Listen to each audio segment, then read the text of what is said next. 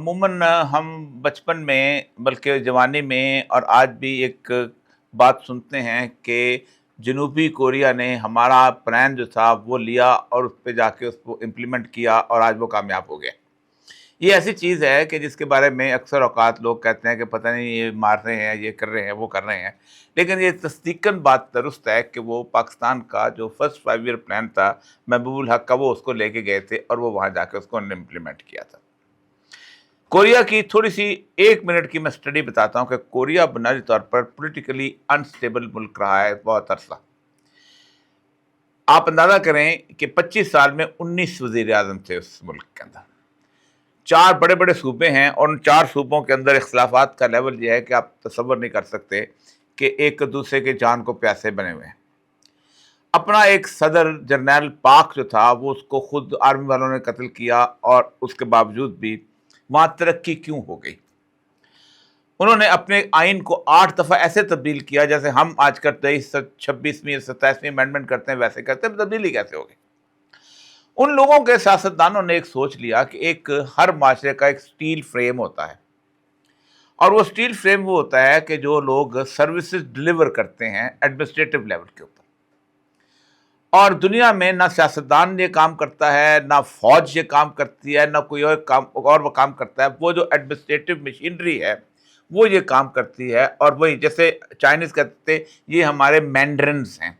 اور وہ administrative machinery کا ڈیزائن بھی چائنیز سے آیا تھا 3000 سال قبل مسیح، کہ مینڈرنز جو تھے وہ کیا کرتے ہیں، کنگ سروس کیا ہوتی ہے، نیچے کیا ہوتی ہے، سب کچھ۔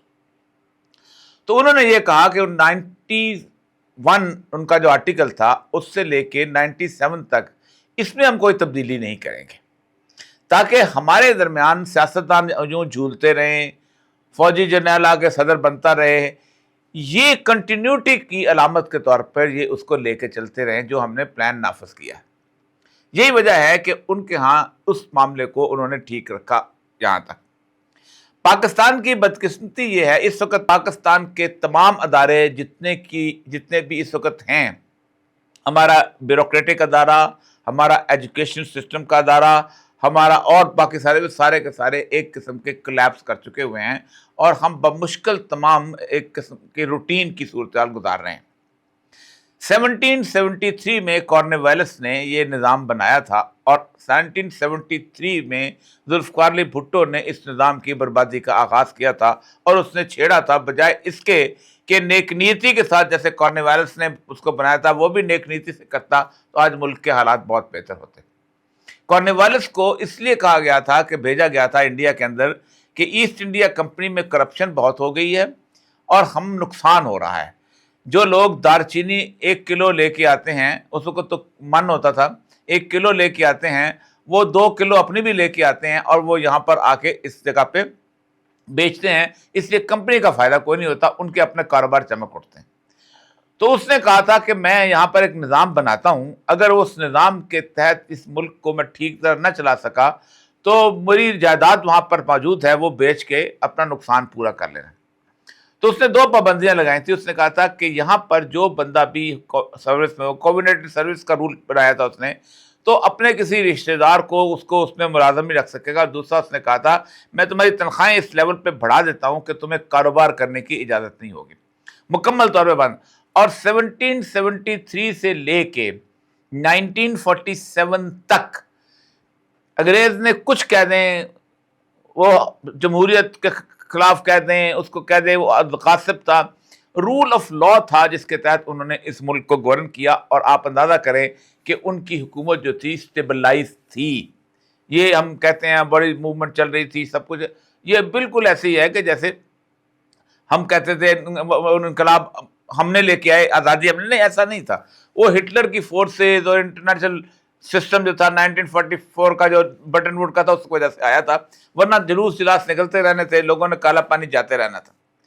اس سسٹم کی خوبی یہ دیکھیں کہ 1919 کے اندر جنرل ڈائر نے امرتسر کے جلیاں والا باغ میں باقاعدہ جا کے مسیکر کیا، اور میں وہ جلیاں والا باغ جو آپ لوگوں نے بھی جو ویسے وہ دیکھا ہوگا چھوٹی سی جگہ تھی، سیف الدین کچلو وغیرہ تقریریں کر رہے تھے، بیساکھی کا میلہ تھا، اس نے وہاں پر لوگوں کو مارا اور مارنے کے بعد وہ چلا گیا، تو اس کے اوپر ہاؤس آف کامن اور ہاؤس آف لارڈ میں گفتگو ہوئی کہ یہ کیا ہو گیا، اور ایک بہت بڑی انکوائری جو ہے وہ اس کے خلاف انیشیٹ کی گئی، جو میجر جنرل تھا سرونگ،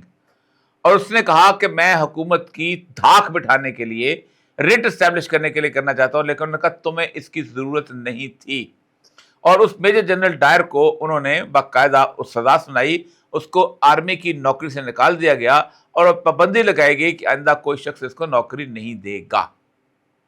یہ سسٹم جو ہے یہ 1947 آنورڈ چلتا رہا،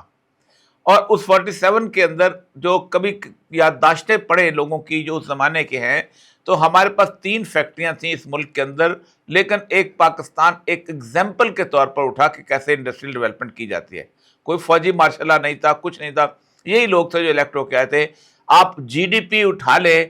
1954 میں پاکستان کی جی ڈی پی یعنی گروتھ ریٹ تھا 10.5۔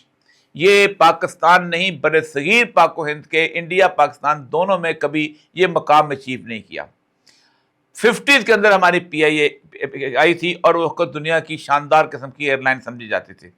کوئی علاقہ ایسا نہیں تھا جہاں انڈسٹریل ڈیولپمنٹ والی صورتحال نہیں ہو، اور مشرقی پاکستان اور مغربی پاکستان میں یک وقت ایک ساتھ ہو رہی تھی، لیکن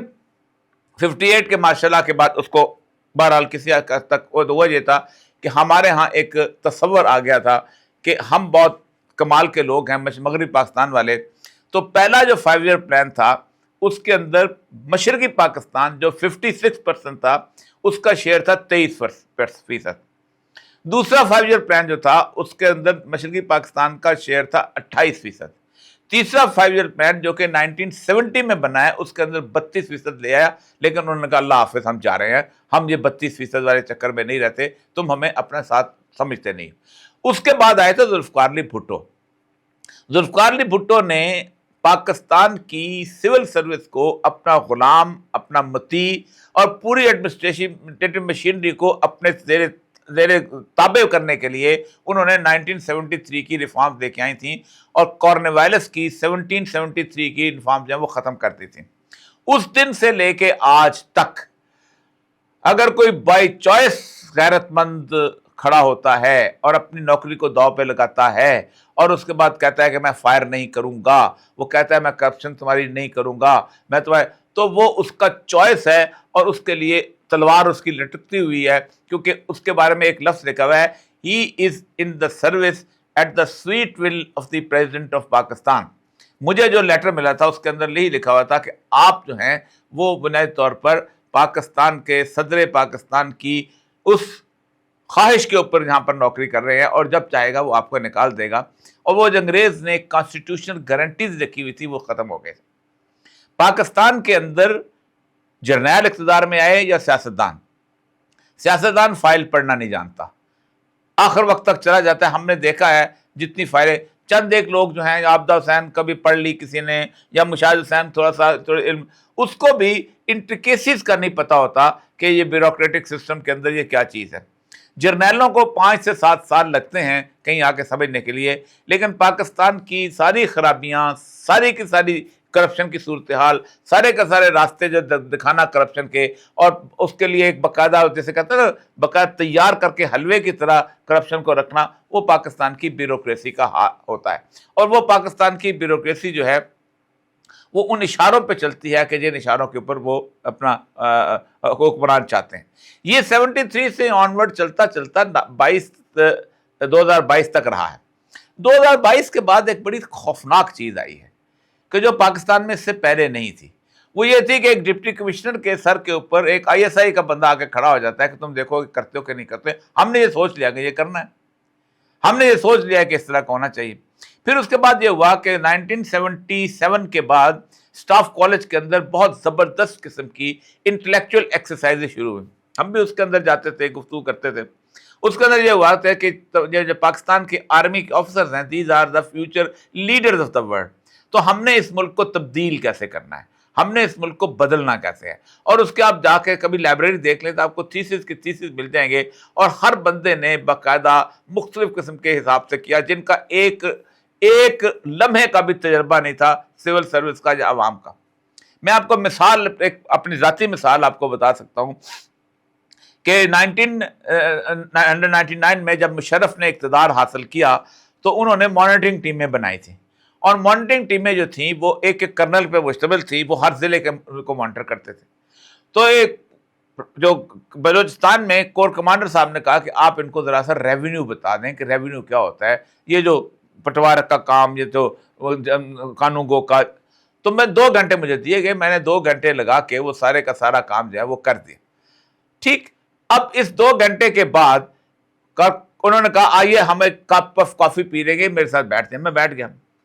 تو مجھے انہوں نے کہا کہ اولیاء صاحب آپ نے ہمارے کرنل صاحبان کو پٹواری کی حرمزادیاں بتا دیں.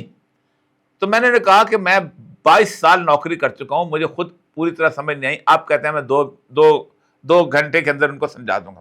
لیکن اس 2 گھنٹے کی بریفنگ کے اوپر انہوں نے فیصلے کرنے شروع کر دیے، اور وہی فیصلے ہیں کہ جس کے بارے میں آج ہم اس نتیجے پر پہنچے ہیں. دوسرا یہ چیز ہوئی 2022 کے بعد کہ ہم نے طاقت کا بے محابہ استعمال کیا، اور ہم سمجھتے ہیں، آج بھی سمجھتے ہیں کہ ہم طاقت سے آواز دبا دیں گے اور اس کے بعد جو چاہے کر لیں گے. یہ بالکل ایسے ہی ہے کہ جیسے آپ راستہ چلتے ہوئے آپ 4-5 بندے مار دیں اور کہیں کہ آپ آئندہ سے ہمارا راستہ کلیئر ہے، اور وہ لوگ جو ہے وہ اپنے لاشیں واشیں اٹھا کے اپنے جنازے پڑھے، لیکن ایک دن وہ کسی دن آگے جا کے آپ کی سڑک بلاک بھی کر سکتے ہیں. تو یہ پاکستان کے اندر ایجوکیشن سسٹم ہو، پاکستان کا ہیلتھ سسٹم ہو، پاکستان کی بیوروکریٹک ایڈمنسٹریٹو سسٹم ہو، یہ سارے کا سارا مکمل طور پہ اس وقت کلیپس کر چکا ہوا ہے، برباد ہو چکا ہوا ہے. اس کو کبھی بھی دوبارہ اب اس موجودہ سسٹم کے حساب سے نہ اٹھایا جا سکتا ہے. 2013 میں ایک پٹیشن لے کے گیا تھا سپریم کورٹ کے اندر، اور سپریم کورٹ نے میرے حق میں فیصلہ کیا تھا، اور وہ پھر تھی کہ پولیٹیکل انٹرفیئرنس کیسے دور کی جا سکتی ہے. تو میں نے ایک فارمولہ ان کے سامنے پیش کیا تھا، 3 جج تھے سپریم کورٹ کے، کہ اگر ایک آدمی جو ہے بے نظیر کے دور میں اچھی پوسٹنگ لیتا ہے تو اس کی ACR میں +5 دے دو، لیکن وہ اگلی دفعہ دوبارہ بے نظیر کے دور میں لیتا ہے تو اس کو -5 کرو. اس دفعہ نواز شریف کے دور میں لیتا ہے، تاکہ آپ کو پتہ چلے کہ ان لوگوں نے کیا یہ ہے کہ 1988 آنورڈ پاکستان کی پوری بیوروکریسی، پاکستان کی پوری سول سروس کو 2 حصوں میں تقسیم کر دیا. یہ بے نظیر کے یعنی پیپلز پارٹی کے لوگ ہیں، اور یہ اس کے لوگ ہیں، اور ایک کے ایماندار دوسرے کے بے ایمان ہیں، دوسرے کے ایماندار اس کے بے ایمان ہیں. تو یہ ایسی صورتحال ہے کہ جس کے اندر نہ تو آپ سٹرکچر کو تبدیل کر سکتے ہیں، نہ وہ اس طرح کے لوگوں کی صورتحال ایسی ہے کہ آپ اس کو بہتر کر سکیں. کیونکہ اگر فوج آتی ہے تو فوج کے اندر بھی ہوتا یہ ہے کہ یار تمہارا بریگیڈیئر رشتہ دار ہے، مجھے اچھی طرح یاد ہے، وہ مجھے پوسٹنگ تو لے دو، اور وہ پوسٹنگیں کرواتے ہیں. پاکستان کی انٹیلیجنس ایجنسیز جو ہیں وہ باقاعدہ چیف سیکرٹری کو اور IG کو بتاتی ہیں کہ تم فلاں کی پوسٹنگ کرو اور فلاں کی نہیں کرو. ایون یہ کہ جوڈیشری کے اندر چھوٹے لیول پہ ریمانڈ، مطلب میرا ریمانڈ دینا، جن لوگوں نے، میں ان کو جانتا ہوں سارے لوگوں کو، میرے سپرڈنٹ کا، وہ کہتے تھے ہمارے اوپر پریشر. جب آپ سول جج کے لیول پہ پریشر ڈالتے ہوں گے، وہاں پر انوالو ہوں گے، تو آپ خود سوچیں کہ کیا صورتحال ہے. تو اگر آپ یہ سمجھتے ہیں کہ پاکستان کو کیسے آگے بڑھانا ہے، کس طرح لے کے چلنا ہے، تو سب سے پہلے بات یہ ہے کہ آپ کو پاکستان کے جدید ترین تقاضوں کے حساب سے آپ کو دوبارہ ایک نئے طریقے سے کارنیویلس کی طرح سسٹم بلٹ اپ کرنا پڑے گا. وہاں ایسٹ انڈیا کمپنی ناکام ہو گئی تھی. ایسٹ انڈیا کمپنی جو تھی اس کا کوئی کسی قسم کا کوئی اپنا ختم ہو گیا تھا، فائدہ ختم ہو گیا تھا، انہوں نے واپس. ہمارے ہاں بھی ایسٹ انڈیا کمپنی ناکام ہو گئی ہے. پاکستان میں SIFC بنا کے آپ نے دیکھ لیا، آپ کی انویسٹمنٹ نہیں آئی، آپ کے جرنیل بھی اس میں بیٹھے، آپ کے سارے لوگ بھی بیٹھے. پاکستان کے اندر آپ نے طاقت کا استعمال کر کے دیکھ لیا، 45,000 کے قریب آپ کی فرمیں اٹھ کے دبئی میں جا کے وہاں پر بیٹھ گئیں. آپ نے پاکستان کے اندر اس خطے کے اندر پولیٹیکل انجینئرنگ کر کے دیکھ لی. آپ کے مرضی کے حکمران آ گئے، لیکن ان مرضی کے حکمرانوں کی بھی حیثیت جو تھی وہ شہباز شریف کی وہ رہی کہ جو 12.25 کوہ کا پل جو ہے وہ بناتے ہیں، اور اس کی بھی ایٹریبیوٹ کرتے ہیں کہ ہمیں جناب اس نے دیا. تو وہ کانفیڈنس جو ایک لیڈر کے اندر آتا ہے کہ وہ اپنے طور پہ الیکٹ ہو کے آیا ہے، اس کی عوام کی نفس پہ ہاتھ ہے، وہ عوام کے مسائل کو سمجھتا ہے، وہ بالکل ختم ہو گیا۔ پاکستان کے اندر جتنے بھی لوگ بڑی سے بڑی میٹنگ کے اندر بیٹھے ہوتے ہیں ان کو پاکستان کے مسائل کا 0% ادراک ہوتا ہے، نہ صرف پاکستان کے مسائل کا بلکہ پاکستان کے ہاتھ انٹرنیشنل مسائل کے ساتھ پاکستان کو جڑا ہوا ہے۔ میں اس کی چھوٹی سی مثال دیتا ہوں۔ جن دنوں میں سٹاف کالج کر رہا تھا میں پیٹرولیم منسٹری کے اندر ہماری بریفنگ تھی، وہاں گیا تو وہاں انہوں نے تاپی گیس فیلڈ سے لے، یہ بات کر رہا میں 2011 کی، تاپی گیس فیلڈ سے باقاعدہ ایک فیزیبلٹی رپورٹ بنی تھی جس پہ اربوں روپیہ خرچ ہوا تھا کہ وہاں سے گیس آئے گئی، کوئی 70 کروڑ کے قریب ان کی فیزیبلٹی، اور وہ آئے گا اور وہ جہاں سے افغانستان سے گزرتے گزرتے پاکستان آئے گا اور پھر ہمیں گیس ملے گی۔ تو ہم نے اتنا بنا لی گئی، بات ہے کسی کو ٹھیکہ دینا تھا انہوں نے پیسے۔ تو میرا ایک سوال تھا کہ افغانستان میں امن تم لے کے آؤ گے اس طرح؟ یہ بنیادی سوال جب میں نے پوچھا تو آنکھیں پھٹی کی پھٹی رہ گئی۔ ٹیکن فار دا گرانٹیڈ لے کے، چونکہ ہم چاہتے ہیں، اسی طرح میں جب ایم ڈی واسا تھا تو برج عزیز ڈیم جو اب نہیں بنا، ظاہر بات ہے بن بھی نہیں سکتا تھا، اس کے اوپر کئی کروڑ روپے کی ایک فیزیبلٹی نیسپاک کو دی ہوئی تھی۔ اب وہ جب میں نے وہاں پر آیا تو میں دیکھا تو اس کے جو لوئر ریپیرین، پہلے افغانستان جاتا ہے وہ دریا، وہاں سے پھر واپس نوشکیا آتا ہے، تو اس کا کوئی لوئر ریپیرین کا کوئی ریکارڈ نہیں تھا، پیسے ہم نے دے دیے۔ یہ چھوٹی چھوٹی کرپشنس کی بات میں بتائی آپ کو، یہ آپ کس کو میگا میں آپ کر دیں تو آپ حیران ہو جائیں کہ کیا کیا کچھ ہوا ہے۔ تو اصل مسئلہ، بنیادی مسئلہ یہ نہیں ہے کہ آپ نے یہاں پر تحریک چلانی ہے، اصل مسئلہ یہ ہے کہ آپ نے پاکستان کے اس پورے کے پورے ٹوٹے پھوٹے سسٹم کو دوبارہ اثر نو استوار کیا کرنا ہے۔ میں علامہ اقبال کے ایک واقعے کے اوپر بات ختم کرتا ہوں، پھر آگے بات چلے گی۔ علامہ اقبال جو تھے انہوں نے اپنے دوستوں سے کہا کہ میرا ایک سوال کا جواب ایک صاحب لے کے آئے ہوئے ہیں اور سیدنا علی حجویری کی مسجد میں ٹھہرے ہوئے ہیں، تو کل جائیں گے ان سے جواب لے لیں گے۔ تو وہ بھول گئے، اقبال تو صبح صبح اٹھتے تھے، حکا وکا لگتا تھا اور گپے لگتے تھے، تو سارے لوگ جتنے بھی نذیر نیازی صاحب، سالک صاحب، سب وہ روز یاد کرتے، دیر ہو جاتی۔ تیسرے دن وہ صاحب ایک تشریف لائے، انہوں نے علی بخش کو ایک چٹ دی کہ تمہارا صاحب جو ہے وہ تو نہیں یہاں پر آئے گا، یہ اس کے سوال کا جواب ہے، یہ لے جاؤ۔ اس پہ مولانا روم کا شعر لکھا ہوا تھا، اس پہ اقبال نے پھر نظم لکھی ہے کہ ہر بنائے کوہنا کا بادہ کند، اگر تم سمجھتے ہو کہ تم جو ہے اس پرانے نظام کو کس طریقے سے اس کو بہتر کرو، اولا بنیاد را ویراں کند، اس کو تمہیں بنیاد سے گرانا پڑے گا۔ آپ کو نئے civil service rules built up کرنے پڑیں گے، آپ کو نئی سول سروس کی ریکروٹ، آپ کو پاکستان کی آرمی کے نئے رول بلٹ اپ کرنے پڑیں گے، اس کی ریکروٹمنٹ کے رول کرنے پڑیں گے، آپ کو ایک نظریاتی ملک کی فوج بنانی پڑے گی جیسے ہوتی ہے، مطلب اسرائیل ایک نظریاتی ملک ہے، وہاں فوج کے معاملہ یہ ہے کہ 2 سال کے لیے کمپلسریلی، کیونکہ they can't afford to have such a big army, اور 2 سال کے لیے وہ کمپلسری ان کی ہوتی ہے، وہ میٹرک کے بعد وہ جاتے ہیں اور آرمی سروس کے اندر شامل ہوتے ہیں۔ اسٹرکچر کے لیے چھوٹا سا معاملہ چاہیے، لیکن چونکہ ہم فوج اس لیے رکھتے ہیں کہ ہم نے اپنے ملک کو خود فتح کرنا ہوتا ہے اور بار بار فتح کرنا ہوتا ہے، اور یہ ماڈل جو تھا جنرل منچورا نے دیا تھا رنجیت سنگھ کو، اور آپ اندازہ کریں کہ جنرل منچورا نے جب جنرل رنجیت سنگھ کو کہا تھا کہ ہم جی ایچ کیو ٹائپ چیز بناتے ہیں ایک انجینئرنگ یونیورسٹی کے تحت، تو اس نے بنا لی، اور اس نے یہ کیا تھا کہ فوج کو ہی سارے کے سارے اختیار دے دیے تھے، مالیہ بھی فوج جمع کرے گی، لا اینڈ آرڈر بھی فوج کرے گی، سب کچھ فوج کرے گی۔ اور جس دن رنجیت سنگھ کی آنکھیں بند ہوئیں تو اس وقت ایک بڑی سازش کے تحت سکھوں کو 2 گروہوں میں تقسیم کر دیا گیا تھا، ایک سندھنا والے اور ایک گورکھے، اور سندھنا والے کا جو نونہال سنگھ تھا اس نے کہا کہ یہ کھڑک سنگھ جو ہے یہ غدار ہو گیا، یہ انگریزوں سے ملا ہوا ہے، اور فوج نے واقع لاہور شہر پہ حملہ کیا، کھڑک سنگھ کو مارا اور نونہال سنگھ کو بٹھا دیا، اور اس دن انہوں نے یہ 2 اختیار اپنے ہاتھ میں لے لیے تھے، ایک تو یہ ہم بتائیں گے کہ محب وطن کون ہے اور غدار کون ہے، اور دوسرا ہم بتائیں گے کہ وزیر اعظم کون ہوگا۔ یہ اس وقت کی ٹریڈیشن ہے جو پنجاب میں چلی آ رہی ہے اور ہماری رگوں پہ میں سرایت کر چکی ہوئی ہے۔ یہی وجہ ہے کہ اس سارے عرصے کے اندر ہم نے صرف ڈاؤن سلائڈ کی صورتحال دیکھی۔